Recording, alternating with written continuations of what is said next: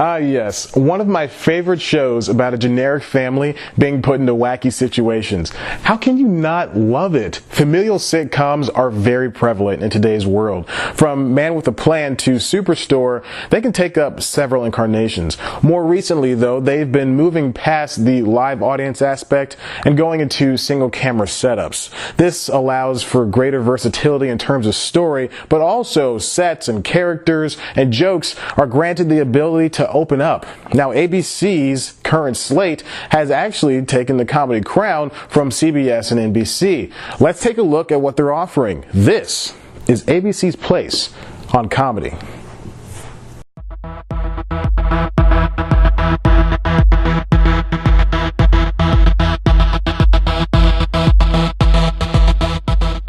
Sitcom, or situational comedy, is a type of comedy that follows certain characters and their episodic adventures. They began in the form of radio shows, an aspect I'll get to later, but ultimately evolved into the Cerberus we know today. When they began, sitcoms were typically audience-oriented, otherwise known as multi-camera. Using this method, shows are depicted on a soundstage that basically cuts out one of the walls of the set. The phantom wall, which can be referenced like where a TV sits, is where 4 or 5 cameras are used to record a scene. Multicam is an easy way to cover several shots without having to constantly set up different angles. It's also very fast production-wise. There aren't many sets they could utilize, and the action is typically kept to a minimum. And if the audience isn't feeling the jokes, producers could easily add more fake laughs in should that be necessary. More recently, shows have gravitated to single camera setups. This provides for more flexibility in scenes and the dropping of an audience altogether. More actions can be on display and sets can vary rather than dealing with, say, the living room of a home. With the sitcom's definition changing since its inception, many believe that the name itself is antiquated. But one argument against not using quote-unquote sitcom as a comedy genre that encapsulates most shows could certainly be that the characters of the shows are being put into comedic situations. For the purposes of this video, I'll try to slide in modifying phrases like traditional when referring to sitcoms of yesteryear like I Love Lucy and Dick Van Dyke, and using modern for shows like The Good Place and Workaholics.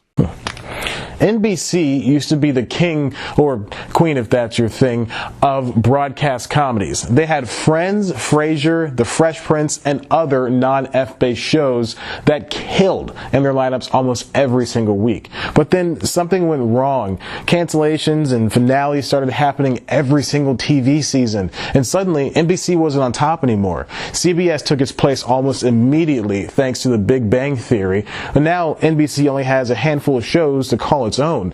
ABC has become the broadcasting leader in terms of single camera comedies in general, though.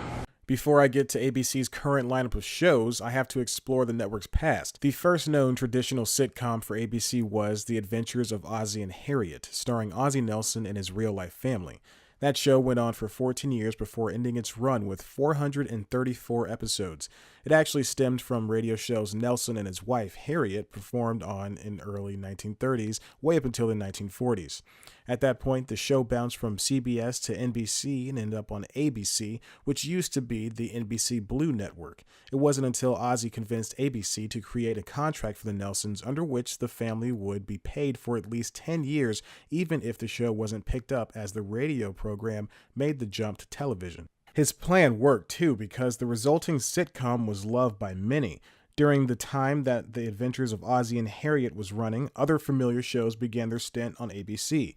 The Addams Family, My Three Sons, not to mention the other non-comedy shows, each had their own followings. The 70s brought about Laverne and Shirley, That's My Mama, Mork and Mindy, as well as a slew of others. The 80s had Mr. Belvedere, Full House, Growing Pains, and those other shows your nostalgia trips bring up. The 90s introduced Ellen, Sabrina the Teenage Witch, The Hughleys, The Drew Carey Show, and a ton of single-season shows. And the 2000s carried in even shorter-lived shows like 8 Simple Rules, Sports Night, and The Norm Show. If there's a trend, it's that ABC suffered comedy-wise for about 20 years before nabbing the shows they have today. I didn't even get a chance to mention the one-hit wonders, like a show from James L. Brooks called Sibs, or something from Al Jean and Mike Reiss called Teen Angel, or two of my personal favorite shows of all time, Better Off Ted and Happy Endings. There's no happy endings here, Ted. RIP. But now, ABC is sensibly rocking some of the funniest shows on TV. In 2009, The Middle and Modern Family debuted to great success. Modern Family came first on Wednesday, September 23rd, featuring a family that was larger than a normal ensemble cast. 10 characters are forced into a 22-minute plot every week.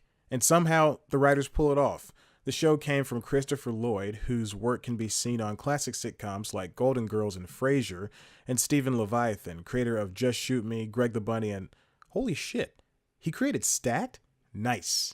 I'm not afraid to say I like that show for 2 reasons. Reception for the first season of Modern Family put the show beyond acclaim. Was it that it came around the same time of the 6th season of America's The Office, a show that no doubt influenced the mockumentary style of the ABC series? Or was it easy to relate to this family of weird but lovable buffoons, even though not all viewers had their wealth, sexual preference, or even race?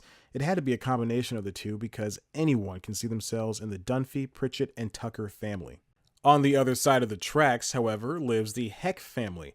The Middle, which came to ABC a week after Modern Family began its run and was paired with the mockumentary series and comes from the writers of Roseanne and Murphy Brown, Eileen Heisler and Deanne Helene, is more scaled back than its companion show. The leading family is much, much more poor, an element that is usually a catalyst for many of their misadventures.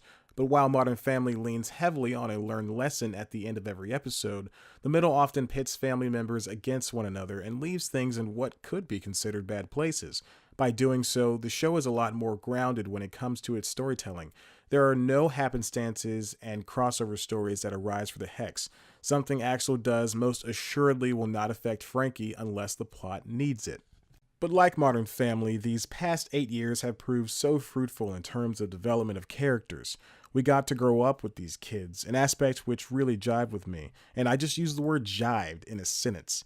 Axel and I are the same age in the show's terms, and we both played sports, talk way too much about girls, and walk around in nothing but boxers. A mother could relate to both Frankie Heck and Claire Dunphy because they both have to put up with ungrateful people. Jay Pritchett and Mike Heck are 2 simple guys who love their drinks and sports.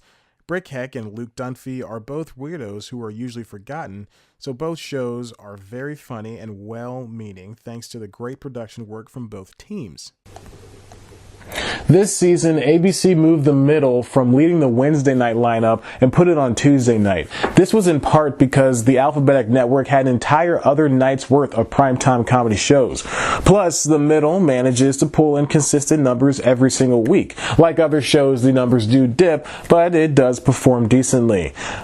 Ooh, look, a music video for Blondie's Rapture. Speaking of the 80s. In 2013, ABC picked up a show about a family in Pennsylvania sometime in the 80s. Actually, it wasn't any family, it was the creator's family. Adam Goldberg wrote the pilot for The Goldbergs and even got a script commitment from Fox in 2011, who was then airing the writer's other show, Breaking In. That show was canceled, and Goldberg ultimately decided to take his new show to ABC. They picked it up in May of 2013, and the rest is history. Well, not exactly. The pilot did not premiere well, garnering mixed reviews across the board, but as the season went on, ratings got a lot better. That's just how pilots go sometimes. Some shows need more than the initial 30 or 60 minutes to show what they're made of. The Goldbergs did that, and then some. It began as a show primarily about Adam, but then blossomed to bring in more of the family. Everyone gets their own episode to shine, and Patton Oswalt narrates the show as an older Adam. How can you not like that? What's more is that the show doesn't date itself too harshly. It's 1980-something, and that the years are fluid and trends of the decade come and go as fast as they did in real life. Better yet, it doesn't rely on nostalgia as heavily as other forms of media based on the era. Here's looking at you, Ready Player One. The Goldbergs also features some of my favorite recurring stars in comedy with the likes of Brian Callen, Stephen Tobolowsky, Jennifer Irwin, Tim Meadows, Anna Gasteyer, Rob Hubel, David Koechner, and way more. The Goldbergs is something of an anomaly for me. I'm not a fan of burdensome nostalgia, and yet I find myself tuning in every single week. The show is loud and colorful and fills me with happy feelings. Plus, it ends every episode with a picture or video from the real Adam Goldberg's life, giving it a dose of authenticity. This was the only record I could find. With all these shows, ABC was missing something. It had its rich family, its poor family, and its decade family. But it was just so white. I'm not saying the network intentionally went in search of a minority-produced show, but it certainly didn't sit idly by. In 2014, Kenya Barris's Blackish entered the media ethos, and it hit hard. Produced by Barris, Jonathan Groff, and Lawrence Fishburne, the show features a cast that speaks for itself and brings a black family to the spotlight. And they're upper middle class, so there's no overplayed Good Times-esque bullcrap we've seen too many times. The Johnson clan, the Johnson family are examined in their lives, dealing with all manner of things from race relations to barber loyalty and family vacations at Disney World with fast passes. Then in 2015, ABC bought a show from Nhanchaka Khan called Fresh Off the Boat, based on Eddie Wong's book. It followed Eddie and his family as they moved to Florida from DC. They each have their quirks, but they ultimately work well together. The first season proved to be a hit, but creative differences led Wong to leave the show as a producer. So the second season saw a big change in that Wong no longer did narration. But the changes didn't stop there. The show, like the Goldbergs, opened up storylines to the other family members. Eddie befriended his bullies, the Wongs suddenly didn't worry about money in every episode, and their adventures became much more loony. Wong sent out a series of tweets that more or less said ABC made the show wider than it needed to be. He wanted to represent, nay, reflect his Taiwanese Chinese-American experience. Everything after the pilot is unrecognizable to him. But even with Wong gone, the show manages to excel in story and joke telling.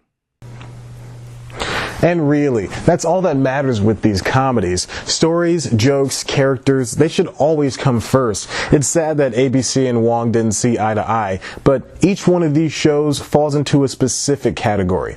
You'll see what I mean in a second. In early 2016, author Dan Savage's show The Real O'Neills popped up in its own niche. A gay niche, in fact. The show follows a Catholic Chicago family whose secrets are divulged as middle child Kenny reveals he's gay. From there, the first season observes Kenny's life and how its subsequent changes sprout because of his coming out. The show doesn't get as high as ratings as I assumed the network would like, and it's not in the conversation that much. But neither was The Middle, and it continues to excel. The Real O'Neills presents a topic of not only embracing familial secrets and faults, but also being okay with sexuality, even if it goes against beliefs. Also, I have to admit, I never watched this show, but I do like what it's doing with its premise. Within the same year and fall season, ABC then debuted two more family sitcoms. Speechless and American Housewife premiered within a month of each other, both with a good cast and funny plot. Speechless follows the DeMeo family and how they try to make life easier for oldest son JJ, who suffers from cerebral palsy. There's no task too small for them as they manage to leave an impression on every person they come in contact with. Eventually, they hire Cedric Yarbrough, and life gets that much easier. Speechless is by no means a tearjerker either. When the writers and creator Scott Silveri can easily scrape up your leaky eyes, they instill a handful of jokes. Any other show would try to kill you with sadness. But Speechless is much more than that. It's a show about being okay with personal disabilities by overcoming them with strong relationships. It's good and should be mandatory viewing for fans of TV in general. Likewise, American Housewife 2 has an exceptional cast. The Sarah Dunn created series exceeded my initial review of watch only if you're interested in the cast, thanks in part to the leading family. Like I mentioned before, each of these shows has a theme. American Housewife is all about being fine with personal appearances. It's an alcove that ABC hadn't hit before, and it seems to be working. Ratings for the show have stayed level. Most notably, to me at least, the behind-the-scenes process of the show is pretty diversified. There are actual for real-life women writing episodes, including Vanessa McCarthy, who executive produced one of my favorite traditional sitcoms, Rules of Engagement. I blew it off at first, but viewers seem to enjoy it.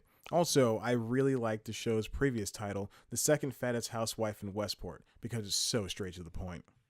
So there you have it. ABC unequivocally has the most diverse, the funniest, and well-performing comedies on broadcast. It could probably take Comedy Central head on if the cable network managed to air more than a few new comedies at once. And sorry for not talking about Dr. Ken and Last Man Standing. They are comedies that air on ABC, but they're multicam, not single camera. Regardless, I look forward to my Tuesday and Wednesday nights with ABC. They have really solid and good-natured shows, and sometimes that's all you really need.